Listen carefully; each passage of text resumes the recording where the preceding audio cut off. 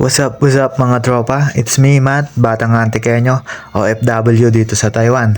Eto nga at naggagala kami dito ngayon sa Gloria Outlet kasi maaga pa kaming nagising, hinatid namin yung kaibigan namin pauwi ng Pilipinas.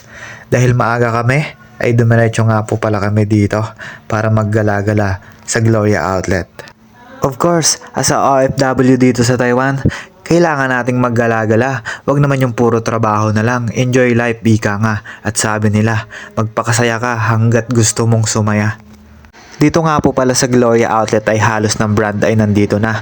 Brand ng damit, brand ng sapatos, halos ng brand nandito na talaga. Mamimili ka na lang kung anong outlet yung papasukin mo. Pag may pera ka, pasukin mo na agad. Pag wala kang pera, tingin-tingin ka lang muna. Ganon, parang ako wala ng pera. Maaga pa nga po pala akong nagising kanina, mga alas 4, kasi sabi ng kasama ko, maaga daw siyang magigising at maaga siyang pupunta ng airport. Kaya inagahan na rin namin pumunta ng airport para may hatid siya at para makagala na rin kami bago kami umuwi. Hindi ko na rin nga po na-videohan kanina sa airport kasi inaantok pa ako kanina eh. Maaga kasi kaming nagising. Ilang oras lang kasi yung tulog ko, mga 2 to 3 hours lang ata yun. Inumaga na kasi ako ng uwi kagabi. Galing ako sa labas, lumabas ako. Wala kasing magawa sa dorm eh. Ayan nga po yung magagandang binibining kasama ko kanina sa paghatid sa airport. Mga nakabag pa yan, mukhang paldo. At pinaghandaan yung pagpunta ng Gloria Outlet. Baka naman, size 42 lang, kahit isang brand lang dyan. Nagmamasid-masid nga po pala sila. Ano kayang papasuking outlet ng mga to?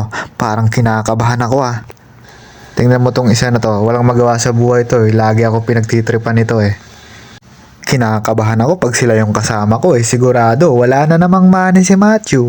Ubus na naman ang pera.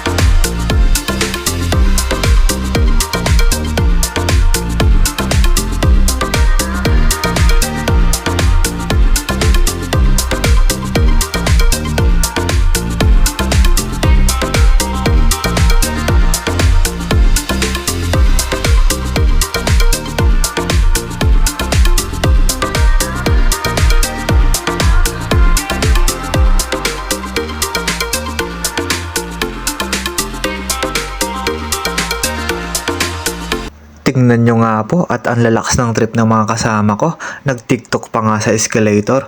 Mukhang gutom lang ata to kaya nagkakaganto sila. Ganto ata talaga tong mga to pag nalilipasan ng gutom. Sabi ko sa inyo, kain-kain din minsan eh. Kami nang makakainan dito at may nakita kaming KFC. Kaya pumunta muna kami dito para kumain kasi wala pa kaming almusal eh. Pumasok nga po pala kami dito sa train station. Hindi ko alam kung anong mga destination na lugar na pupuntahan ng tren na to. Basta train station, yun lang yung alam ko. Yun na yun, basta yun na yun. Hindi ko pa nararanasang maligaw. Baka dito pa lang ako maliligaw sa Taiwan ha. KFC yung hinahanap namin pero bakit parang train station yung pinasok namin? Hindi talaga parang train station talaga yung pinasok namin. Apakagaling naman oh. Nandun pala sa labas yung KFC. Ba't kami pumasok-pasok dito? Pinuntahan ko nga kung nandun ba talaga sa labas yung KFC. Mukhang naduduling na ako sa gutom ah. May bagong tropa nga pala kaming nakasama. Ka-department ng mga kabatch ko. Mamaya ipakikilala ko kung sino siya. Kayambal ka mga tropa ko. Bisaya man siya mong telan taon tabi karon kung sinugid man ang bag-o nila nga tropa ka dya.